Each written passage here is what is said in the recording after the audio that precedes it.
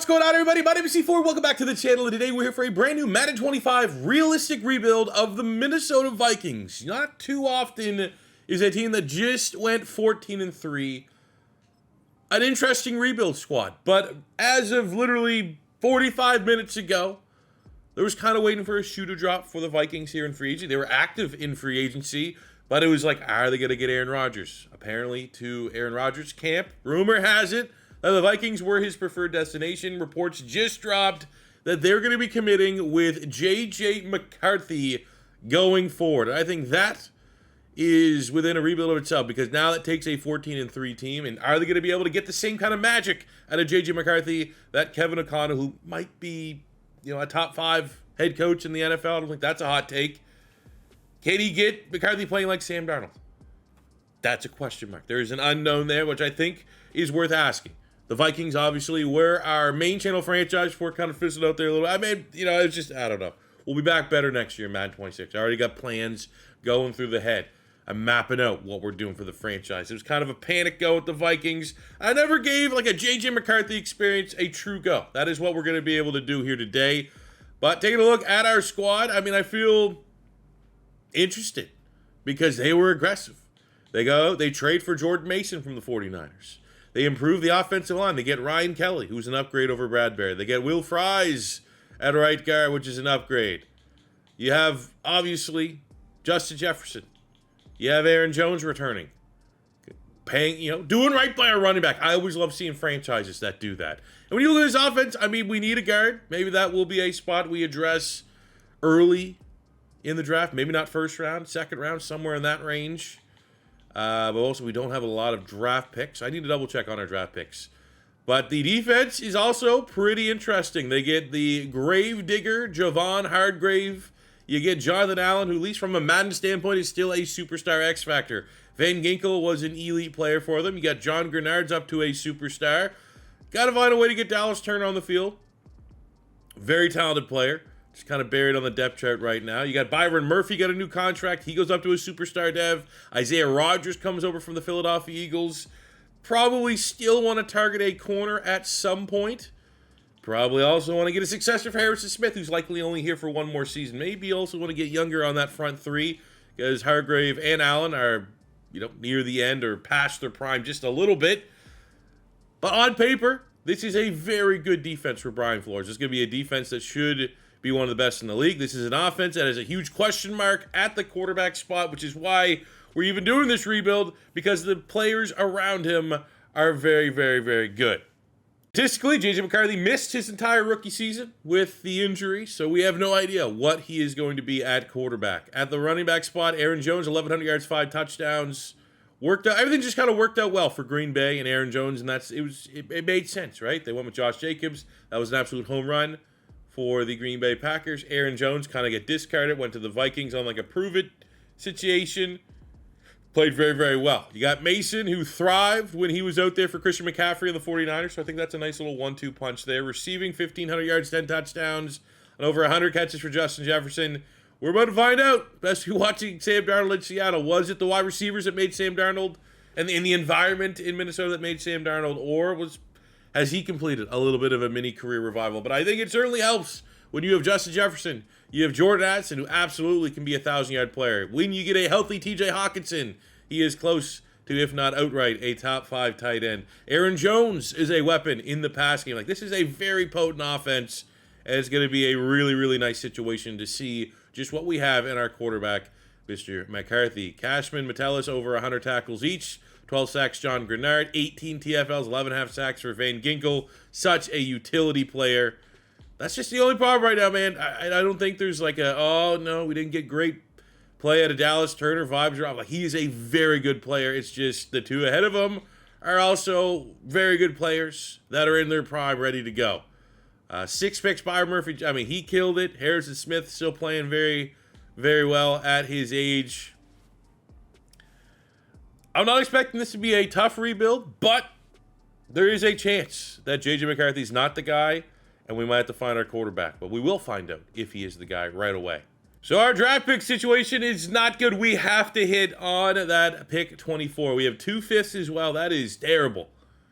And I would say, looking at our roster, we need a starting guard. Guard could be where we want to go. There should be a bunch of options at 24. If not, BPA, if it's in the secondary, would be nice. BPA, if it's along the defensive line, would also be nice. And or a safety. So we're going to wait all the way to pick 24. This needs to be a home run. Knowing the positions that we need. Guards.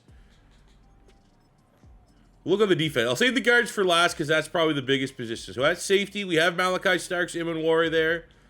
They're not going to be able to contribute right away, but they're interesting options. As far as corners, we have Trey Amos from Ole Miss. Ravel, Thomas, Burke, Porter. I mean, there's some very nice options at corner as well. From a D-line perspective, we have Tyleek Williams. I scouted both these guys just out of curiosity. Not the, exact Izuraku. That's a very good player right there. One of my favorite pass rushers in the class. But we are spoiled as far as pass rush is concerned, like edge rushers. Offensive line, looking at the guards, we have Savinia, Zabel, Jerry Wilson, left guard. We got Tyler. I mean, hey, that might have to be the pick. Not a sexy pick. Tyler Booker. Probably going to be it. Genty's still there. That's going to be what we got. Plug and play. Don't worry about it. Shore up the offensive line. Give your rookie quarterback the best chance possible to thrive. Now, will Tyler Booker go in the first round? Did not test the best. I would still say, though, call me old-fashioned. Maybe tackles. You want to see, like, the big Raz, the big freaking, your Lane Johnsons, your Taron Armsteads. For guards, yeah, you want everyone across the board to be very athletic. But if you're not a team that, like, pulls your guard a whole lot, just tell them to, like, just be a mauler. And that is exactly what you get in Tyler Booker. Like, who was expecting a 6'5", 350-pound player to be, like, moving out there like Jason Kelsey? You know what I'm saying? Like, it's different styles, different strokes. I think Booker at left guard, maybe falls out of the first round, but he's still going to be going probably in the top 50 picks. I'd be absolutely shocked. And for our needs right now, especially knowing that we're not going to be able to wait later to get that starting guard, it's kind of a move we had to make. Ooh, got a nice little pick here in the 5th round. Zaf Frazier from UTSA, 233 in true value, 152, but 94 acceleration, 93 speed at 6'3", and he pulls a dev trade. Let's go. So we only have 3 picks, and I think we made the most of it. Our 2 5th rounders, Frazier pulls a dev trade. We get Alfred Collins at D tackle, good depth there, and Tyler Booker, 75 with a dev trade. Good business.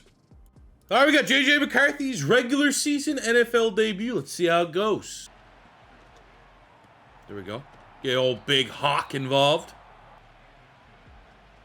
We get Jordan Addison on a slant. What an opening drive against some Bears defense that's improved through free agency.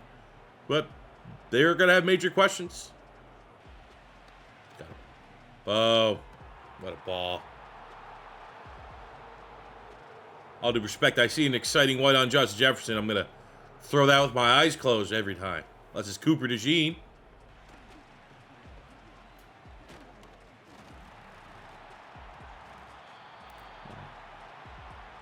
Jordan Mason. That's not how you make a debut. 1st and goal. Boom. 1-0. Hell of a way to start your career. On the road, Soldier Field.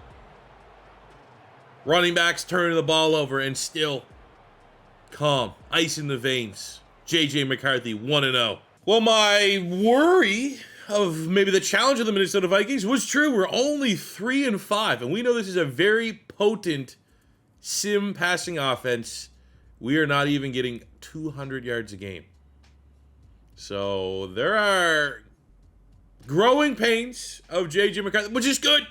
If we were just 7-0 or whatever at this point, it'd be like, all right, well, we'll win the, go through the motions. Now we have, sit up in the chair a little bit. This is going to be difficult. Got to strap in because we've got an expensive roster that, especially how they handled free agency, they got a lot of win-now players. Look at our salary cap. We are $15 million in the red. We have Van Ginkel, Pace, and Metellus, 3 very valuable starters across the defense. 0 chance of extending them. We're going to bring it here live late in the regular season. We are on a 3-game win streak. We just defeated the Baltimore Ravens, who are one of the top teams in the league. And not only that, it is a stellar performance. JJ McCarthy's best game all year. Hat trick of touchdowns, over 200 yards. And if we win this game, we go 9-8.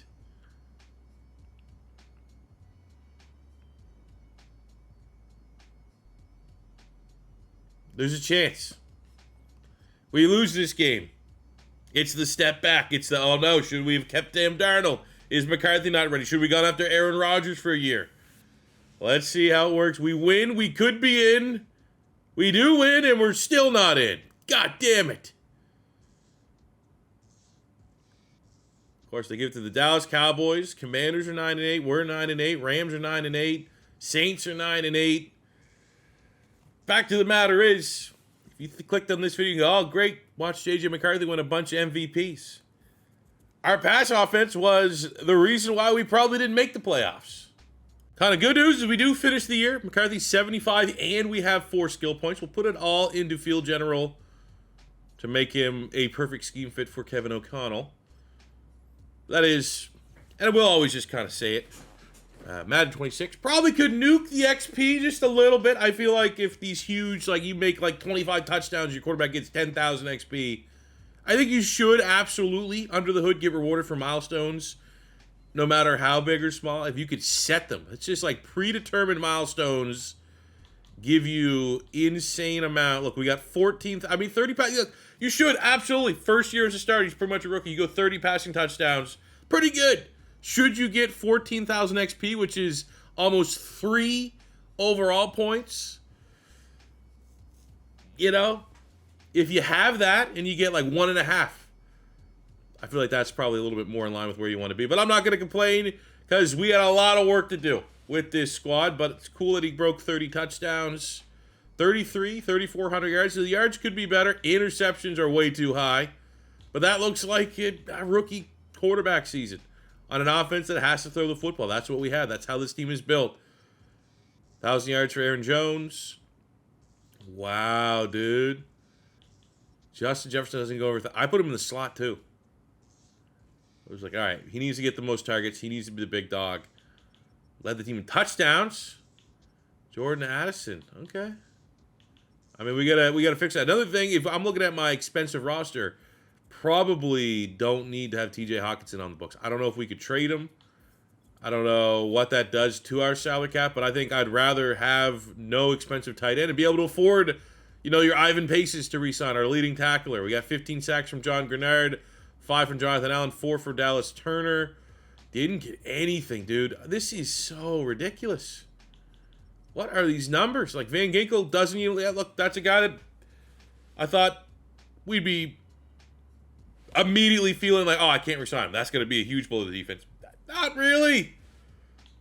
Guess the tackles are up a little bit, but no. We get one award winner. John Grenard gets linebacker of the year. Go Gators. At the end of the season, Harrison Smith hangs it up after 14 years. Legend. So after the retirement of Harrison Smith, we do have $26 million of cap. How does Van Ginkel go up to an X Factor? That is absolutely insane. He had maybe the one more disappointing season, but at 31. I mean, you look at these players, Pace is the one that needs to get paid. So that's exactly what we're going to do. We're going to throw some money his way. 4-year, 44.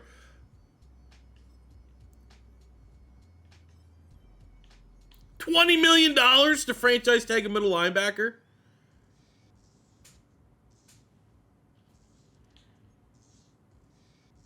We're going to decline the 5th-year option. Likely going to pick that up. That is what?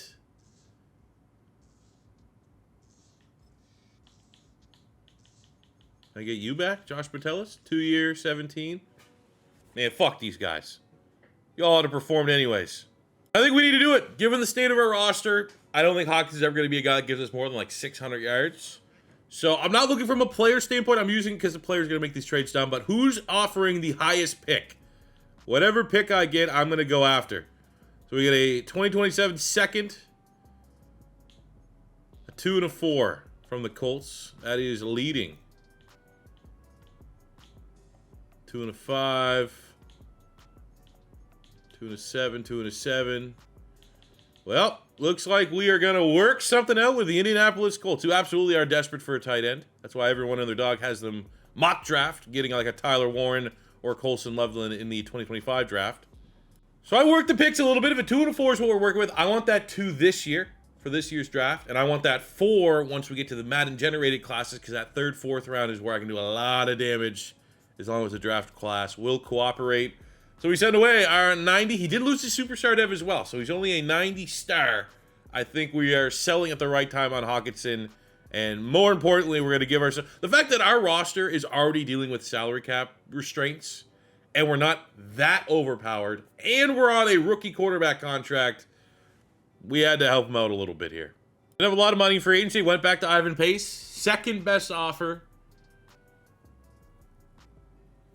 And he's gone. So, I mean, maybe I just think we got to get younger. If we went win now. We inherited the offseason that the Vikings just had in real life. Win now. With the Javon Hargraves, with the Jonathan Allens. Clearly with our quarterback. We need to take a step back a little bit. We need to take a little bit of breather. And I think, chilling out on the spending is what we need to do this offseason, especially all of the guys that we want to bring back are giving us the bird. Like, is Metellus still out here? No, he's gone as well. So we have pick 15 in the 2026 NFL draft. We also have 2 second-round picks after the TJ Hawkinson trade. We need a tight end to replace TJ Hawkinson. We need safety help. We need, it happens. It's the Malachi Starks. If you've seen these rebuilds, the safeties are always there. I scouted some additional safeties. We have Bowen and I need strong safety. We need both safety spots. There's a legitimate shot that we might just have to take Caleb Downs, because this is one of the rare rebuilds where, like, I absolutely need a safety, probably more so than any other position. We could probably wait on the tight ends. I feel like there's probably not a lot of discrepancy between the top 5. So we'll take them as they fall. But Downs, we do not have a free or strong safety. So there's going to be years where, like, Caleb Downs is BPA. We might just pick him for fun. This is a year that we absolutely need a safety and are blessed that the number 2 player in the class falls to us at 15. Now, pick 15 in the second round, Oscar Delp is the top projected tight end. Didn't think he'd still be here. It's a great opportunity just to flip a very expensive TJ Hawkinson for a very inexpensive second-round pick. 71 in true value at 47, but he does pull a dev trait. He's regarded as the best tight end in the class. With our second round pick, we have 2 nice options. We have Peyton Bowen out of Oklahoma. B-man, C-zone, C-tackle, combine. Not bad. Around the fastest 40-yard dash. But look at this dude down here. Another Oklahoma. Kendall Daniels, 6'4", 235. So like a hybrid. He ran a 4.4. I'm incredibly intrigued. Honestly, I might get both of them. I might just straight up make that Daniels guy a linebacker. 235, that is a linebacker.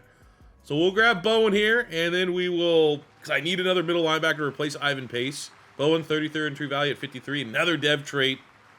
But next round, we need a linebacker, someone that can play in the middle. And look what we have here, right there. Kendall Daniels. I'm going to move him to linebacker. What do we have? 46 in true value at 79. Another dev trait. Let's go. Then we got this guy, an actual linebacker. TJ Quinn, B-zone, B-block, elite speed, 4.41 out of Louisville. Sure, come on down. 77 in true value at 111. Okay, just best 2027 draft I've ever had. Take a look at our draft recap. The best 2026 class I think I've had. Spoilers if you are using the sports gaming rosters 2026, as we found some Jebs. TJ Quinn, 71 dev trait. Daniels, 73 dev trait. Bowen, 74 dev trait. Delp, 72 dev trait. Caleb Downs is Caleb Downs. But that is the exact type of draft class we need after a very disappointing, underperforming season, as we hit reset just a little bit here on this Viking squad.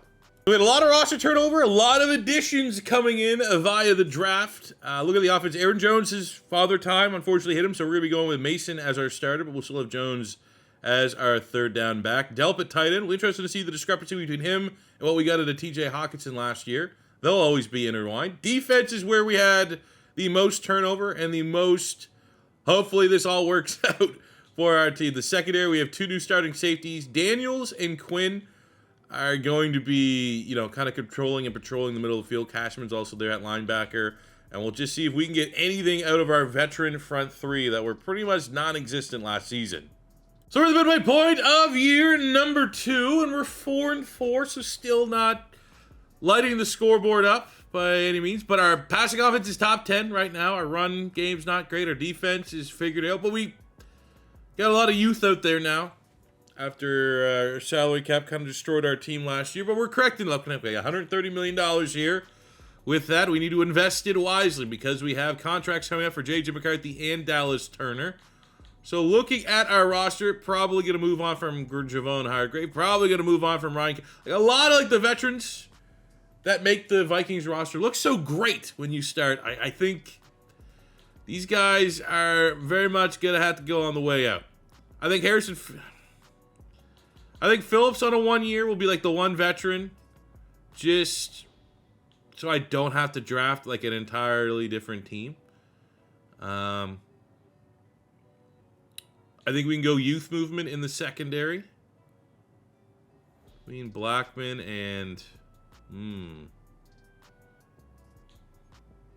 Okay, we'll pay Brian O'Neill. 3-year. Get him till he retires. I think that's smart business. Jordan Addison, I mean, clearly you're going to try to keep him here. $147 million. But I think we all are optimistic this can be an offense that can facilitate 2,000-yard receivers. I've seen it done more often than not. Jordan Mason at running back, I actually don't hate a 2-year deal. Very reasonable, $10 million. I could probably get it for $12 million over 2 years. We'll definitely get him locked up as well. So at the end of year number 2, we go 9-8, the same record we had a year ago. No playoffs. For a team that I haven't outright fire, so the fact that we inherited year 0, just the Vikings team 14-3, and we've gone 9-8. I'm not too sure what's going on. Good news, JJ McCarthy's working out. I would say with someone like Kevin O'Connell, that's a quarterback whisperer. He's earned that reputation. I'm pretty happy. Like we're here with McCarthy. All right, that's great. Run game, complimentary. Right, we paid Jordan Mason. We brought him back on a 2-year. We didn't overpay or anything like that. He's getting paid a complimentary running back salary.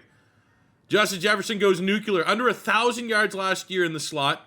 Made no sense. Didn't change a single thing. And this year he has almost 1,000 more yards and double the touchdowns. Absolutely bizarre. Jordan Addison. I would like to see maybe like I take 1,500 yards from Justin Jefferson and 1,100 yards from Jordan Addison in a perfect world.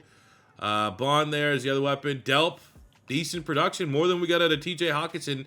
And he had 6 points at the end of the season. So he had a lot of his performance XP boost and ends as an 80 star. So that's only a 10-point difference between him and TJ Hawkinson after only 1 year. And Hawkinson's paid 10 times more than Delp.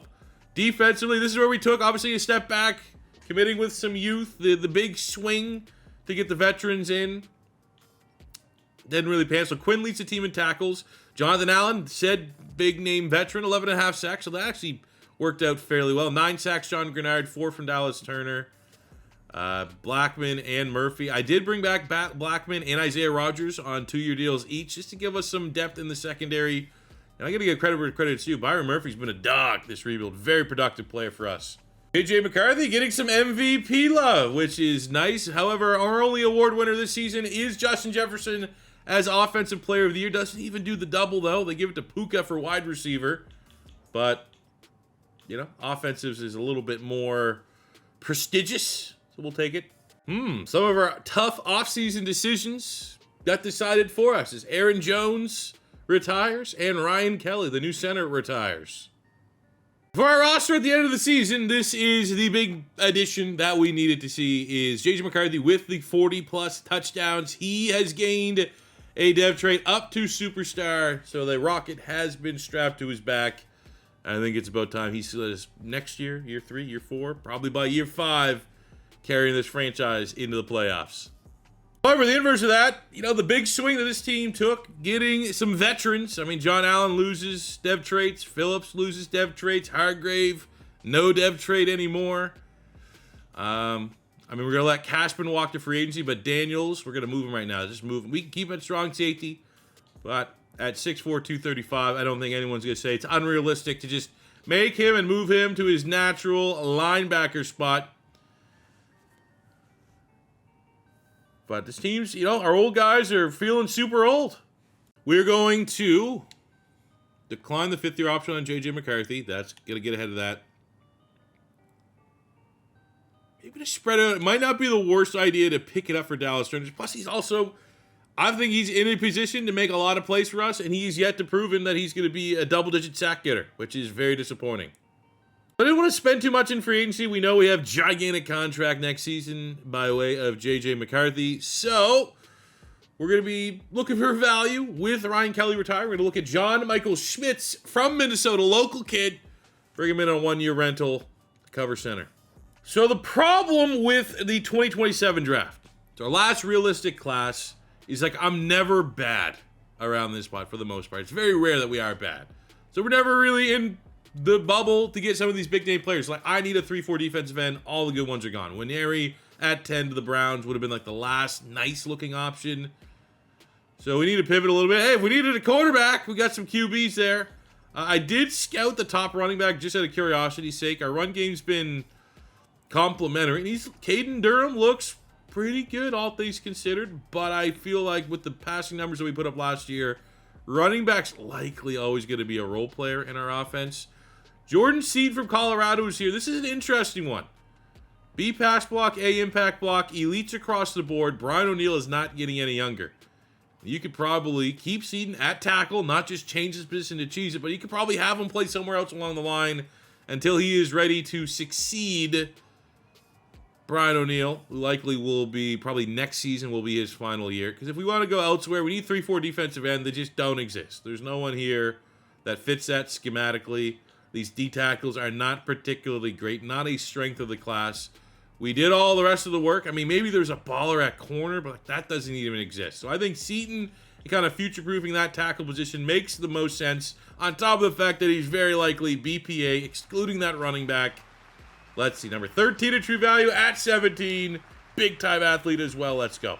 And we're going to, in the second round, just swing with the fences. Florida Gator, he is a scheme fit. 6'4", 280, can play that 3-4. B finesse move. But I think the D-line is pretty dog shit in this class, and yep, checks out. So taking a look at our class here, we get cheesed it up a little bit, Nabu, as a hit a dev center. That just gives us a plan in case Schmitz doesn't work out. Had him in our last realistic rebuild, but Seaton 76 with a dev trait. We got a nice running back here from Florida, playing a little bit of Florida Gator buys with the dev trait. Trayon Webb, 74. I love it. Very underrated player for my Gators. Part of our running back rotation. Got a couple players in the 60s as well. So, like, pound for pound overall, our lowest rated player has a dev trait. Could have been a lot worse, all things considered. Like, are we cursed? Like, why aren't we winning games? I'm shocked. We're 4-5, so we're below 500. Our offense is killing it. So, the decision about whether or not to pay JJ McCarthy is a very easy one. He is crushing it. He's everything we can ask. I don't know why the defense is playing the way that they are. It makes me upset that they are because our defense is also good. Yes, we took a little bit of a step back. Some of that was just due to the nature of how they built the roster and what we inherited. A bunch of old guys that are, like look right there. I like John Grenard, but at 30 years old, that's a little too much money. What I'm seeing here is an underperforming defense that logically, and looking at it at face value, like, these guys should be good. But the fact of the matter is, like John Allen was, he's probably the only guy that's worth paying if we were going to bring back a veteran. I think we just fully commit to getting younger. Whatever the makeup of this defense, which should be and has proven to be very good under, the last 2 seasons. Since Ken O'Connell's never really had a brutal defense. Brian Flores has come in and stabled the ship there. It's just not working right now. So I think we got to go back to the drawing board. It's the fairest way to evaluate our defense. We are Jeff Fisher. We are 3 straight years of 9-8, middle of the mall. Our offense, very good. Our defense, second worst in the NFL. Changes are coming. I don't know if there's a guy right now that I really want to re-sign on the defensive side of the ball. JJ McCarthy, first in the NFL with 45 touchdowns. He should probably get that X Factor dev trait. Run game, Mason gets his 1,000. That's complimentary. Justin Jefferson, nuclear. Jordan Addison over 1,000 yards. Really, we have all four of our dudes. Lewis Bond out of Boston College, the speedster. He's found a very nice role within our offense. The defense, I hate each and every one of you guys. What? That's your sack numbers? Huh? And you two guys are looking to get paid? You give me 3 sacks? CFL players off the streak and give me 3 sacks? Byron Murphy's the only guy that's honestly across the whole fucking defense that's been good this rebuild. Justin Jefferson wins both Offensive Player of the Year and Wide Receiver of the Year, and we get Quarterback of the Year going to JJ McCarthy, so I'm very optimistic he'll be a superstar X Factor. Unfortunately, he doesn't play defense. And I hate to do this to Brian Flores, but see ya. Unacceptable. So what do we have from a defense? I'll go anybody. We have Buffalo. Oh, yeah. We get there. I'm getting off 3-4. 3-4. I mean, just, it would be so nice. If Madden is going to at least stay with playbooks or, a giant factor in determining how well your team, can we at least make 3-4 somewhat viable? The fact that there is a legitimate 65%, 70% chance that if you were just running a 3-4 defense, you are not going to be good. You're not going to, maybe your points and stuff will be solid, but you're never going to put up big sacks consistently. I've never seen a 3-4 defense in a sim get a lot of interceptions consistently. It's always, we're going to go low reliable here. Excellent role getting Buffalo. That's a defense that knows how to win in Madden. So after kind of rage quitting on our roster a little bit, I'm optimistic of what the future holds. We're going to go Webb as our RB1, as Mason has just regressed, lost his dev trade, all that stuff. Seaton is a superstar dev, which I would hate to say makes O'Neal expendable. I mean, we might need to consider that. Especially if I can get something on defense, like a defensive piece. There's going to be plenty of teams that would trade for O'Neal. Old tackles hold their value very well. That needs to be something we consider. Defensively, it's not a huge change, but it is a change because Allen's going to be gone. Grenard's going to be gone. We're going to have Quinn and Daniels as our primary 2 linebackers, so that's not going to change. On our defensive front, we're going to have Dallas Turner is the only returning name. So that's where we're going to have to go very heavy in the draft, at D-line and at corner. Also, can't just gloss over the fact that JJ McCarthy is up to a superstar X Factor. So this rebuild absolutely hasn't gone the way I expected. I expected, honestly, to be probably a little too easy. When the reality is, this has been very frustrating, and I'm not sure what the missing... I think maybe this change could help us out a little bit, but for JJ McCarthy on paper being the question mark when we started this rebuild, he's answered that call and then some. To start the offseason, we're going to decline the 5th-year option on Tyler Booker just so we can get ahead of that, which does mean, though, Booker and Dallas Turner, if he earns a new contract, they're going to be pretty expensive next season, so I don't want to go too crazy in free agency. So we will spend a little bit. There's names for all the things. We need D-line and corner. In the secondary, there were some expensive corners that look very interesting. Quinion Mitchell's actually still there, but he's looking for almost $20 million a year. Arnold was there as well. So if I was going to make an investment, I went on a little bit on the cheaper side, but still a very interesting get in Derek Harmon, who is going to be a member of this 2025 class in real life. Could potentially be a first-rounder, likely top 50 player out of Oregon. But we're going to bring him in, 25 years old, 78 with a dev trade, and give us a little bit of juice on the interior. I got to be honest, looking at Brian O'Neal's market, Jabbar Muhammad, 79 star dev corner, and a 7th-round pick from the Raiders. What we're looking for. It's a position that we're looking for. We'll make that one. We're going to be aggressive. I think it's do or die time here. I scouted the best of the best.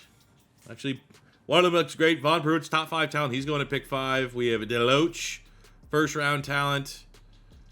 I need the top 5 guy. I mean, he looks real good. Look at the letter grades. 3 Bs and an A in power move. The combine at 6'6", 280. Also checks a lot of boxes. So we're going to pick up the phone here and call the Titans and see what it's going to take to move up. So to move from 17 up to 4, it was always going to cost us a lot. So we are able to get pick 4 as well as a 3rd-round pick next year. What it cost us is pick 17 this year, our 2nd round this year, and our 1st-round pick in 2 years' time. So that would be year 6 of the rebuild. Here's hoping we won't even be using that pick. But if we are, I'm sure I'm going to probably kind of forget and be pissed off in year 6 why I don't have a 1st-round pick. Now we can also combine that with the fact that mock drafts, not always the most reliable. We need to make sure that pass rusher's there. If he's not, we are screwed. But luckily he is at pick 4, holds true. Von Pruitt I mean, that just sounds like a dude that's going to be an outstanding pass rush. Come on, baby. Top 5 in true talent. He's number 4 in 5, but we get him at 4. College basketball in the scouting report, so he hits you with the Antonio Gates tidbit. We get the dev trait. That's what we need. The third round, we're going to get a D-tackle here. Antoine Snell, who is a finesse move, a tackle. Power move is not the best. Combine is pretty decent. Now, he's undersized D-tackle, so the combine always is. But look at that. Number 39 in true value at 81. And we get the dev trait. Beautiful. 2 new starters right there. First and third round picks. Last kind of guy on my board here, Keenan Vincent out of Indiana. B-zone, B-block shed, and we got elite speed and acceleration. Usually a great combo. 101 at 113. No dev trait. So take a look at our draft recap. Feel pretty good about this class. Look, we got a 73 normal corner, but we need a corner. That's a great value in the 4th round. We get another part of a pass rush. Got some good speed. Late Vincent. No dev trait, but 69 is not too bad. But Snell, 73 dev trait, will be a day 1 starter alongside Derek Harmon. Von Pruitt. I mean, if it's a star dev, probably not going to be worth the 2 first-round picks. If it's superstar or above, we'll be very, very happy with the selection. I don't really have a gut feeling on this one. Let's be cautiously optimistic that him, Dallas Turner, in this new defense are both going to thrive. That's what we need. I was curious, like what's better? We got an off-ball linebacker, got a wide receiver, a running back, and the top player in the class going to the 49ers here, DeMar Cockrell, 6'3", 230. I mean, he's pretty good, pretty impressive. So the changes seem to be working kind of slowly but surely. We are 4-2 at the midway point of the season, and more importantly, I'd like to introduce you guys to our newest team captain. Offense, we know, right? Seaton's thriving, taking over for Brian O'Neill. The defense, I like to introduce you guys your new team captain. Man that cost us 2 first-round picks. Couldn't give 2 shits about that now. Von Pruitt is a superstar X-Factor out of Alabama. Already an 81 overall and counting. So take a little gander at our contracts here. It is not going to be cheap. $128 million. Which is going to get spent very, very quickly here. Looking at who we need to keep.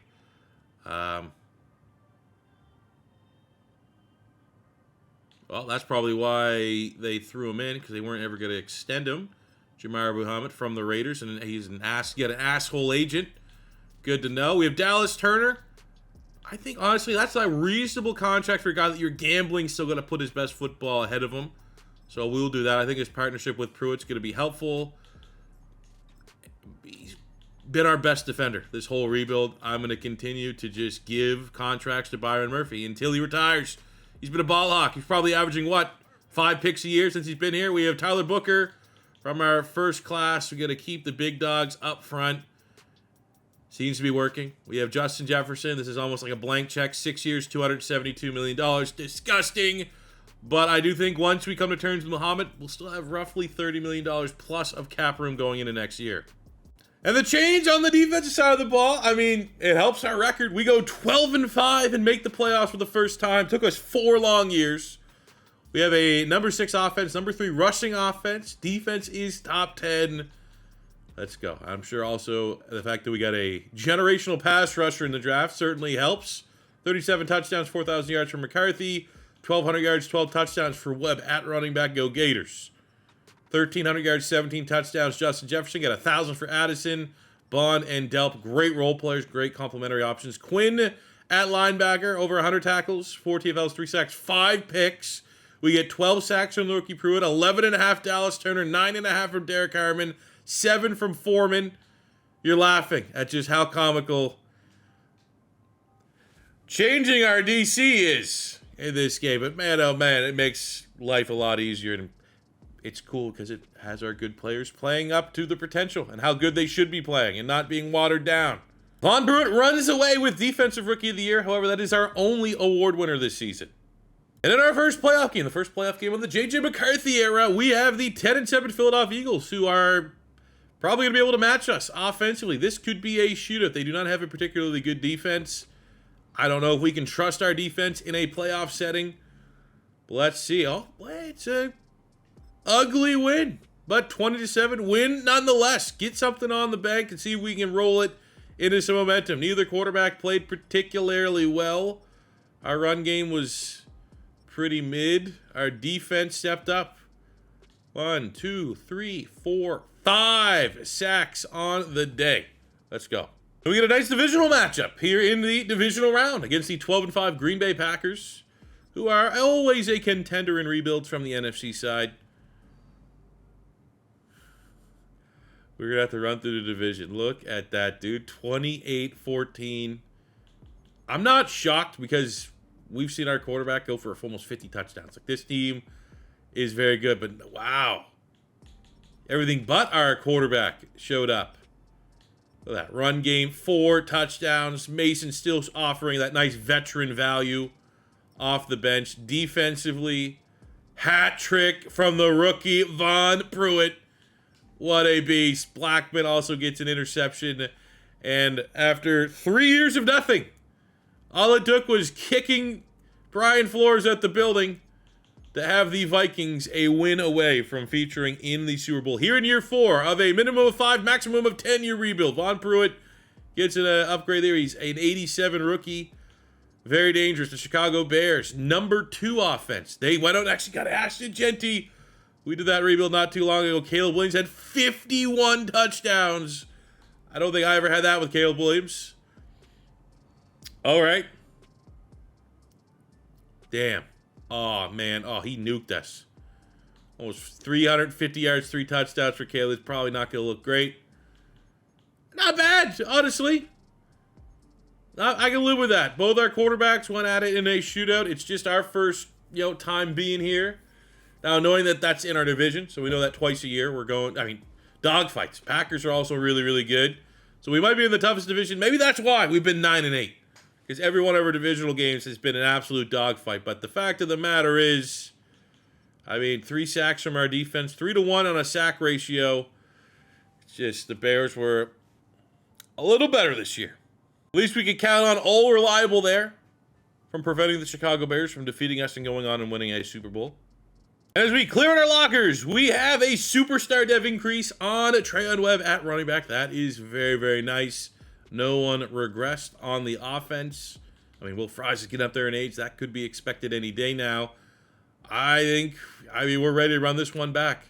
Pruitt's an X factor. Snell, our hidden dev D tackle, just a star. But Dallas Turner, who we got at a reasonable deal because he's yet to really, have a S tier type season.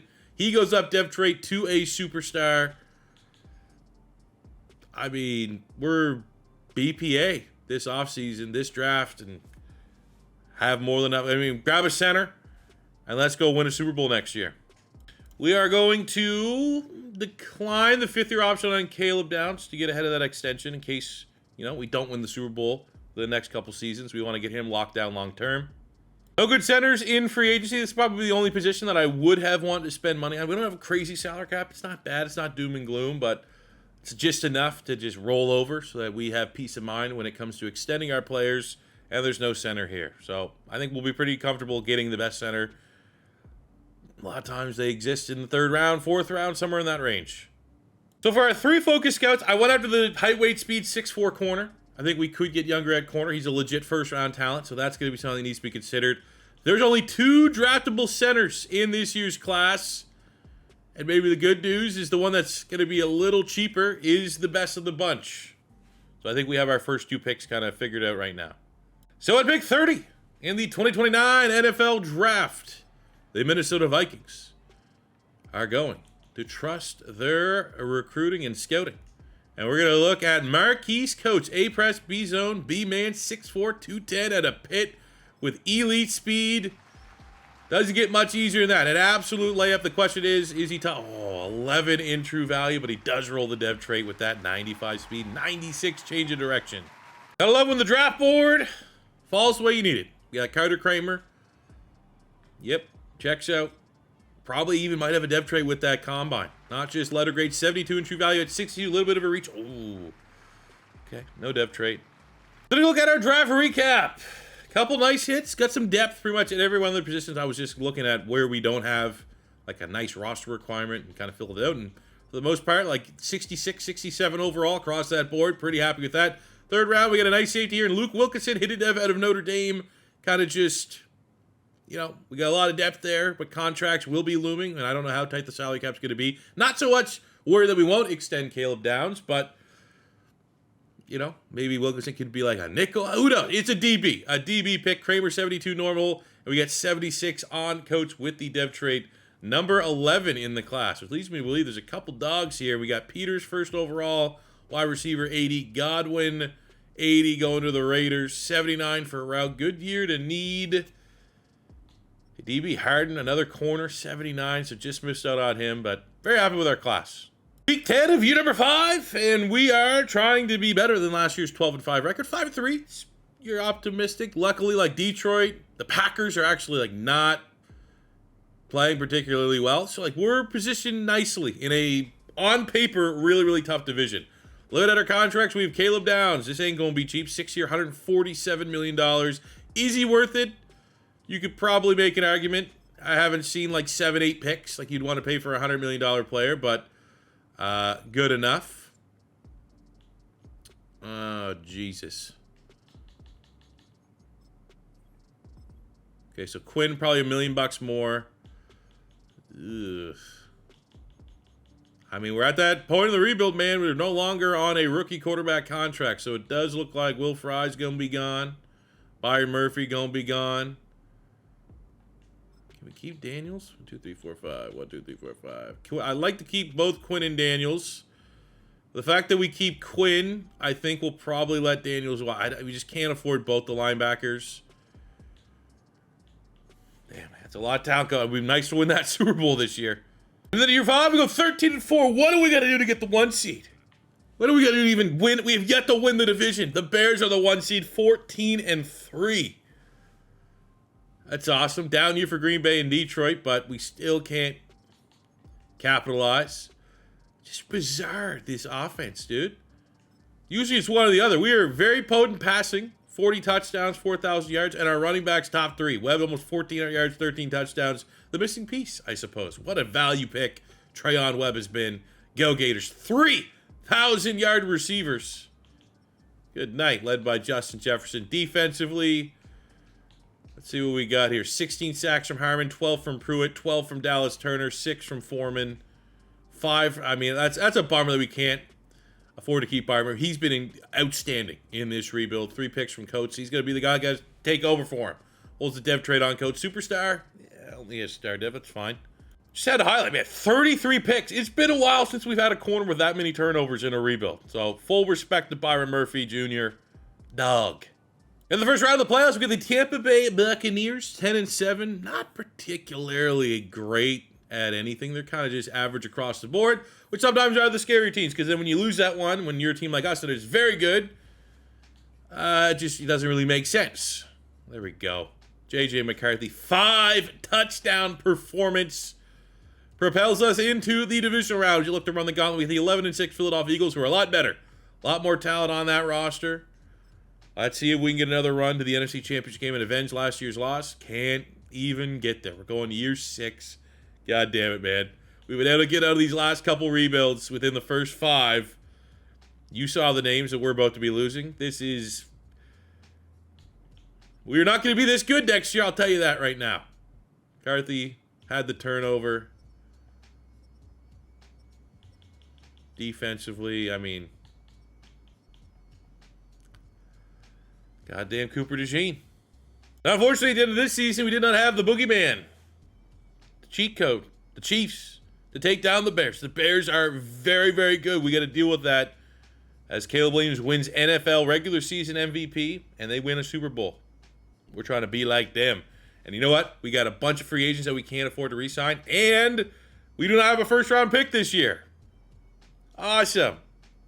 All right, so we're going to give Osterdelp a 3-year deal. I think actually worth the contract extension. Still cheaper than, in comparison to what TJ Hawkinson was getting, and he's been viable. He's been very, very viable as our second, third receiving option. For Bowen, can't pay 2 safeties. For Quinn, can't pay 2 linebackers. I got to bring him back. As long as he wants to come back, Mr. 33 picks will return. Oh, man. Okay, here's context. Our team was a 90 overall a week. One sim week. Now we lose 4 overall points. We have no money to address any of our team needs in free agency with barely anything in 18 to roll over to next year. And looking with no first-round pick. Now, the good news is Trey Owens an X factor. Lose the X factor and Justin Jefferson. That's probably unfair, but it is what it is. We could probably just as easily like move Nabu to guard and not have to worry about the offensive line. But guard would still be a position we could consider in the draft. Defensively, this is where we're going to need to invest. We need another linebacker. Even with Vincent, if there's a legit LB, we go there. Strong safety as well. I mean, not a lot of holes still. Our team's just not going to be as juggernauty as we were last year from a roster standpoint. And with the regression of Jefferson, maybe if wide receivers out there, getting a third wide receiver with upside. I mean, if a wide receiver's BPA, maybe that's where we look. So we're going to wait quite a long time till pick 28 of the second round. So we may have to make the most of this situation. And by that, I mean there wasn't a lot of guards, but it looked like there's a couple nice centers that could be primed to play guard. But look at that. We got Duggan first, second rounder on Archer. Not worried about either one. Let's go Duggan. So we don't have to cheese it. There we go. There's our guard get. Have a dev trade, please. 26 in true value at 60, and we do get a dev trade. Let's go. At safety, I mean, usually after the first and second round, there's no safeties. We're in the third round.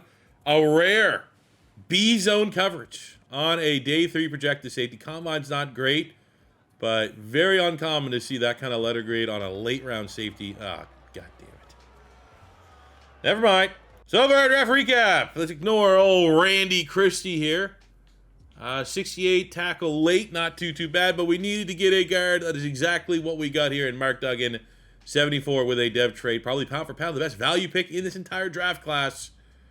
So for us not having a first rounder and looking at face value, not a particularly strong class. That right? McCord, I'll give him that. Okay, he's right there as well, Kenyon McCord, but happy with at least one hit. So not too shabby the midway point of what could technically have been a fallback year with what we lost. We are on a 2-game losing streak, which sucks going in the bye. We were undefeated, 6-0 before that.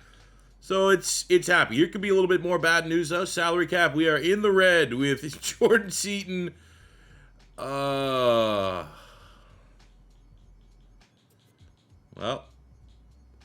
I mean, we said it last year. It would be real nice to win that Super Bowl because very difficult to replace probably the best young tackle in football and one of the best young running backs in football. Year 6 comes to a close, and we are still searching for our first divisional title of this rebuild. Usually it does not take me longer than 4 years, let alone 6. Bears have been juggernauts. Detroit was good this year. We go 12-5. We're a good roster. This was expected to be a little bit of a regressive year. Only 1 win difference from last year, so I think that is pretty good. Treyon Webb is the leading rusher in the league. Weird, man. Just a weird sim dynamic with this offense. The passing offense took a little bit of a step back. Now, Justin Jefferson is regressing a little bit, but he's still elite. But it's just weird that, like, without bringing in a new scheme or anything like that, like, all right, our quarterback still plays well, but takes a little bit of a step back, and then our run game is maybe the best in the NFL. Justin Jefferson, 1,300 yards, 15 touchdowns, 1,000 for Addison. Maxwell, just, role players. Delp continues to be a nice piece. Wilkinson and Daniels. So, we had Wilkinson. He was kind of just like a nice little hidden dev flyer third round. He emerged as a starter for us at strong safety. Pretty damn good. Pretty damn good. Taking over for Peyton Bowen, who was our old starter. He just comes in and he's like, hey, actually, I got you. You were worried that you weren't able to grab a safety. Well, you had 2 free safeties, moved one over to Strong, and I'm just going to lead the team in tackles. Dallas Turner with 14 sacks, 8 from Von Brute. So a little bit of regression there. I don't love seeing that. 7 sacks from Snell. Interception numbers. Hey, at least Murphy gets 1 in his final year. And in kind of a cool moment, our first-round draft pick, Tyler Booker, finally wins some hardware, gets lineman of the year. That likely could be a superstar dev trade for him at the end of the season. The NFC has been a gauntlet in the playoffs. It does not get easier. We have to start against a very legit 10-7 Philadelphia Eagles team. Nice. Handled business. 30-21. Like to see that.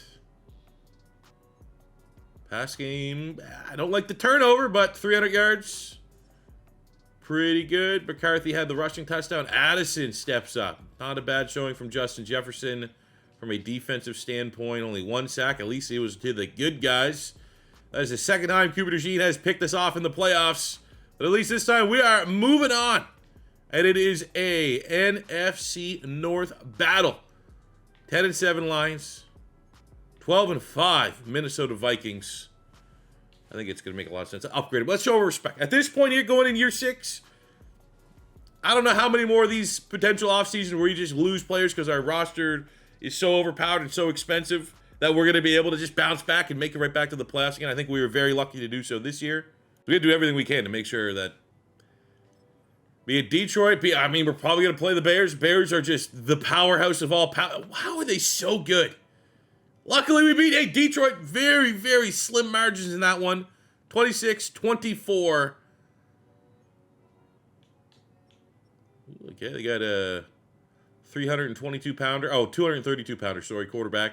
McCarthy played well. Webb played well over 100 yards. Justin Jefferson, the leading receiver. We got, well, they had pretty good pass rush going on. Push comes to shove, a very even matchup. This division has been incredible in this rebuild. And I think that even if we crash and burn here, I don't see any of these teams slowing down anytime soon. So we get the 12-5 Bears. Caleb Williams, back-to-back league MVPs. I think maybe we get a front row seat. Maybe that's the kind of magic. I know it's a different sim experience, fast sim versus play the moment sim. Maybe that's what we need. I don't want to say I'm desperate enough to hop in, like use I can hop in 3 times. I'll say we lose this one, though, and then it turns into next year we can find our way back. We can play the Bear. I might have to just cash it in. Because it kind of feels like maybe the NFC Championship game is like the true Super Bowl, the true meeting of the best 2 teams, and then we'd comfortably able to sim beat the AFC team in the Super Bowl.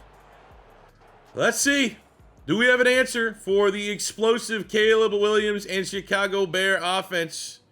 Methodical opening drive for them. They have to settle for a field goal. Opening touchdown goes to the Vikings. I think if we can get another one here, that'd be huge going into halftime. Oh, hold on. Let's go. Okay. They got a touchdown, 2-point conversion. They have to punt. 2 minutes, 29 seconds for us to kill the game off and get to our first Super Bowl. Let's go. Oh, whatever. Garbage time. Let's go, baby. JJ McCarthy outduels what seemingly felt like an unstoppable Caleb Williams-led Bears offense. That's also what makes me a little bit frustrated, because I just rebuilt the Chicago Bears. Go check that video out if you missed it. We weren't that good.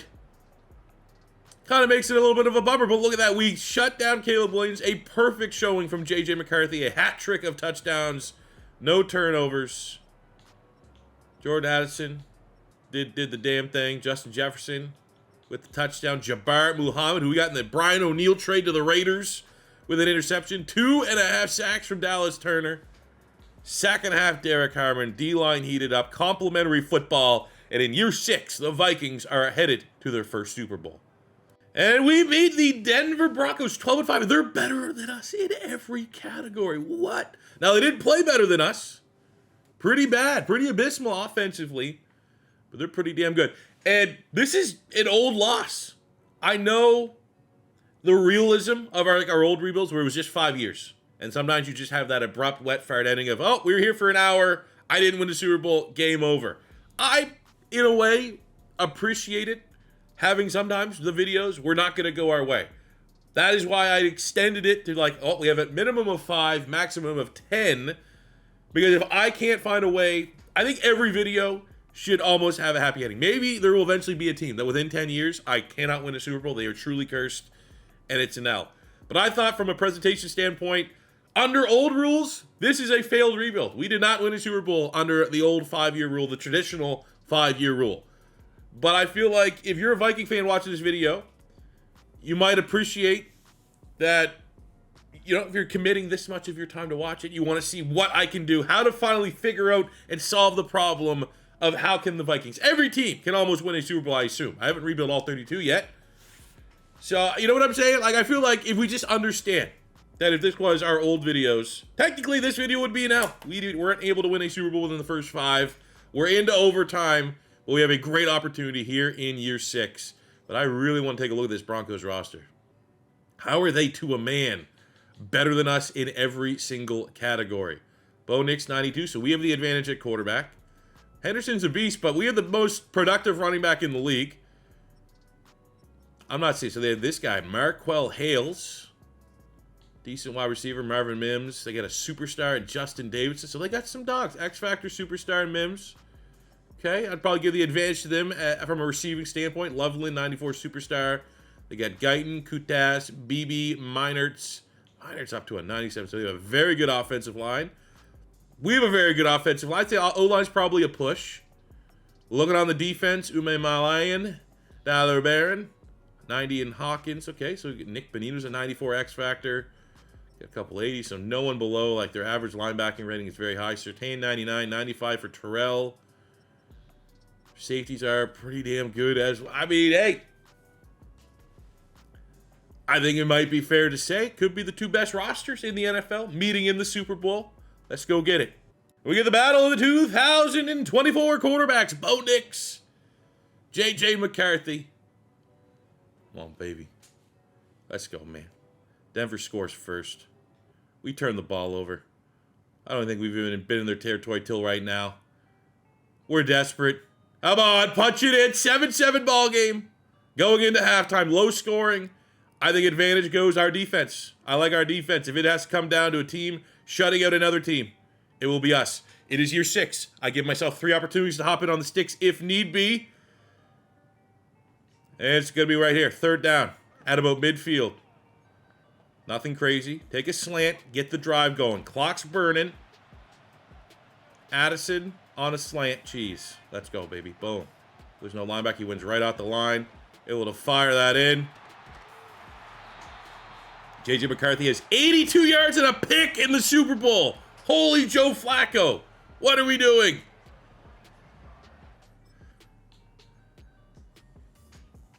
Can we finish the drive? And we are able to. 17-17, 41 seconds remain. Where's Justin Jefferson? In the slot, Pat Surtain, 2 old heads going at it. Oh my God, he beats him right off the line. Unless that's a bait.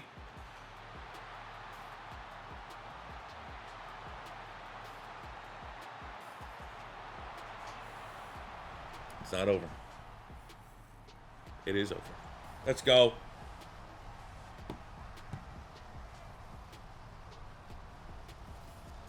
A little bit of Justin Jefferson cheese. Turn the clocks back. I would like to see more of an effort there for Pat Surtain. But we deserve it. And thank God we don't have to go to another offseason. Because we go to another offseason, I can see our team being 500 next season. Losing our running back, who was the leading rusher in the league. That was our offense. Like, transitioned from a pass-heavy offense to a run-heavy offense. I don't know if we can keep going through that yin and yang of trying to find our offensive identity a little bit. So the Minnesota Vikings are Super Bowl champions for the first time in team history. A franchise whose fan base believes that they are cursed. Trust in JJ McCarthy. He will get you there. So, taking a look at the stats, what we were able to achieve in this rebuild. JJ McCarthy as the starting quarterback, 24,000 yards passing, 230 touchdowns, 59 picks. Very efficient quarterback. Had some big years. Had some fringe MVP years. Had some middle of the mall years. Solid years. Maybe not living up to his contract years. But all in all, a Super Bowl champion. And Vikings might have their guy if this is any preview of that. Webb came out of nowhere. Value pick. Classic Florida Gator pick for me. Ends up becoming our starting running back, giving us unreal production. 4,100 yards, 41 touchdowns in 3 seasons. From a receiving standpoint, we have over 1,000 catches for Justin Jefferson. 15,000 yards receiving and 139 touchdowns. I think outside of the first year that he just, for whatever reason, in the slot as well, wasn't able to cheese his way to 1,000 yards. He had like 900 something. From then, he was very dominant, which is awesome to see. We got just under 8,000 yards and 62 touchdowns from Jordan Addison. On a defensive standpoint, Byron Murphy was a dog, man. I think if I look back, 34 picks might be the most, but obviously he played before this rebuild. It's not all cheap, but I think just from a finishing standpoint where he played like at least half his career with us, 34 picks, that's probably the highest we've had so far. 53 sacks from Dallas Turner, who here in the final year of the rebuild achieves X Factor status. Maybe a little bit of a slow burn, but once we fired Brian Flores and got a legitimate defensive scheme in on the team, everyone else started to thrive. Von Pruitt trading 2 first-round picks. The gamble to get just all we knew was his top 5 true talent ends up becoming a generational pass rusher, which is very, very nice. And the rest of the interception numbers not particularly crazy. Something that is odd. Is there, like, anyone know a scheme that, like, the safeties thrive? I feel like I've used Caleb Downs, I've used Malachi Starks. Outside of our Raiders rebuild, where we had Nick Amon-Wari, we moved him as, like, a safety sub-linebacker. We just can't get production out of safeties. So there you have it, fellas. That is our Madden 25 realistic rebuild of the Minnesota Vikings. If you have any other teams that you want to see me realistic rebuild, let me know in the comment section below. I'm not going to be doing all 32 teams or trying to press that before the draft. I think that's... once the draft has happened, that's going to be like the next wave of wanting to do all the rebuilds with all the new exciting players and picks that every team made. I was honestly just looking through the standings, and that's how I came on the Minnesota Vikings. Like, I think they'd be an interesting team. Then the news that they're going to commit with JJ McCarthy and not bring in Aaron Rodgers. Like, all right, let's do it. Let's see that out. But because, on top of the fact that this is supposed to be my main channel franchise, maybe a little preview of how we've been able to build that team. Also cool, Tyler Booker, superstar dev. But I was like looking through like what teams interest me for a pre-draft realistic rebuild. I'd say the Colts are interesting. I think you have maybe the Niners, maybe just because they're having a little bit of turnover there, but that was like a fringe team. I think the Colts are definitely interesting. I've seen Colts in the comments. You know, Colts, Texans, they have some turnover. Cardinals could be interesting. One thing I want to try to do, I just can't think of a good landing spot. One was the Giants, but I don't want to do another Giants rebuild with a quarterback. I feel like Joe Milton could be a fun, like, let's trade for Joe Milton and treat him like he's a draft pick quarterback and try to develop him because the traits are there. I was like, well, what team needs a quarterback that could realistically thrive with that? And I was like, well, Brian Daboll got his head coaching job because of the work he did with Josh Allen. Joe Milton has some Josh Allen traits. The Giants need a quarterback. Like, that could work out, but I don't really know if I want to do another Giants rebuild. So maybe you guys can help me out with that one as well. On top of teams you want to see, is there a good scenario that we can have fun with a Joe Milton rebuild? Let me know in the comment section below. But that'll do it for me today, guys. As always, your first time stopping by, don't be afraid to hit that subscribe button. Leave a comment. Hit that likes for the old YouTube algorithm and the robots to help my channel out. That's all I ask for in return. And until next time, it's your boy C4 saying peace out. Love you. Have a good